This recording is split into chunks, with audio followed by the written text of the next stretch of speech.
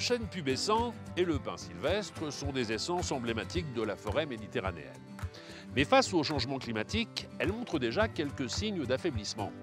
Alors face à ce constat, des forestiers ont décidé de lancer un projet couplant recherche et gestion. L'objectif est de planter dans des forêts méditerranéennes une douzaine d'essences censées résister davantage à ces nouvelles données climatiques. Camille Loudin, qui est ingénieur, va nous expliquer tout cela sur une parcelle expérimentale.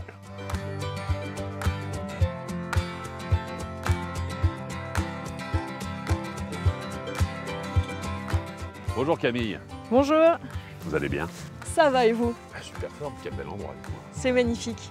Alors permettez-moi de vous présenter en quelques secondes. Vous êtes ingénieur en charge de projets environnementaux au sein du CNPF. Alors c'est un organisme public, Centre national pour la propriété forestière, c'est bien cela? De la propriété forestière, tout à fait. De la propriété forestière. L'objectif c'est quoi? C'est de venir en aide aux propriétaires forestiers pour les aider à mieux gérer leurs forêts? Eh bien oui, effectivement, il se trouve qu'en France, les 3/4 des forêts appartiennent à des particuliers. Oui. Donc il y a un établissement public qui est le nôtre pour les aider à mettre en œuvre et à mettre en place une gestion durable de leurs forêts. Sur le territoire national, ça représente combien de propriétaires à peu près? À peu près 3,5 millions de propriétaires Quand même. à conseiller et à accompagner. Bien, alors parlons ensemble de cette forêt méditerranéenne. Si on parle de la forêt méditerranéenne, on peut se dire qu'elle est habituée aux étés secs, qu'elle est habituée au manque d'eau et que naturellement, elle devrait être plus à même de pouvoir lutter contre le réchauffement ou le changement climatique. Mais quand on est sur le terrain, finalement, le constat il est beaucoup plus contrasté. Alors c'est vrai que les forêts sont habituées à avoir des conditions, on va dire, rigoureuses, notamment en été.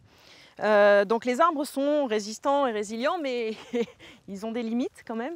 On a ce qui s'appelle une théorie qu'on appelle la théorie du boxeur, c'est-à-dire qu'un arbre, un premier coup, il va s'en remettre, il va se refaire. Un deuxième, ça va être compliqué. Comment c'est un peu groggy. Voilà, avec la difficulté, la fatigue, il peut y avoir des parasites qui se rajoutent et l'arbre va risquer de mourir. Alors vous êtes en train d'œuvrer aujourd'hui à travers un projet qui s'appelle Med for Future. Vous pouvez nous en parler un peu plus? C'est un projet qu'on a piloté au CNPF, mais en partenariat avec l'ONF et l'INRAE. Oui. Et l'objectif, c'était d'enrichir les forêts avec des espèces plus adaptées au changement climatique. Et puis on teste ces espèces qui ont déjà été testées dans la région, mais souvent à un seul endroit. Et le but du jeu, c'est de savoir si, en dehors de cet endroit-là, elles vont quand même pouvoir se plaire. Des essences, vous en testez combien sur ces parcelles à peu près? Alors au total, on a testé 12 essences. D'accord. 6 feuillues et 6 résineuses, pour avoir du choix à la fois au niveau des terrains, avoir des choses qui s'adaptent bien au terrain, et à la fois donner du choix aussi aux propriétaires forestiers dans ce qu'ils veulent pouvoir tester. Alors les arbres que vous avez plantés ici, il y en a combien déjà sur une parcelle comme celle-ci? Alors ici, il y en a à peu près 300. 300. C'est combien d'essences différentes ici, là? Alors ici précisément, il y a 2 essences différentes. Et ce sont lesquelles? Alors on a du frêne à fleurs, Oui. et on a un chêne qui s'appelle le chêne faginé, qui est un chêne qui est originaire d'Espagne et du Portugal, et qui est un peu l'intermédiaire entre le chêne vert et le chêne pubescent qu'on trouve ici. Alors, on va faire l'expérience sur une durée de combien de temps à peu près? Alors le but du jeu, c'est ad vitam aeternam de l'arbre, mais on les a suivis et on va les suivre du jour de la plantation, l'année suivante, N+2, N+3, N+5, N+10. Alors il y en a qui ont bien poussé, d'autres qui sont un peu plus timides.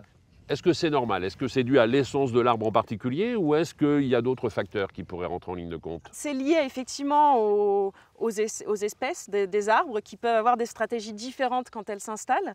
Et puis il peut y avoir aussi des limitations liées au contexte, au climat justement.